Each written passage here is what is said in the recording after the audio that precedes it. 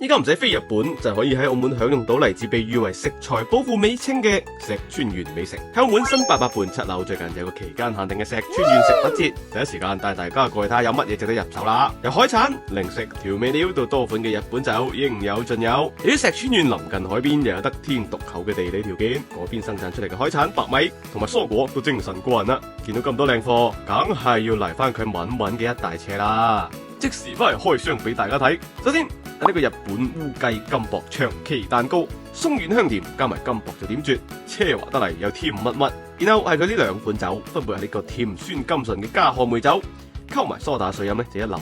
然後呢個純米花金酒呢就冇酒精，入口米香十足。美酒當前，當然要配埋佢多款嘅葉績海產啦。我就揀咗呢個鮮甜肥美嘅能登蠔，爽口酸甜，同時呢都可以攞嚟送飯噶。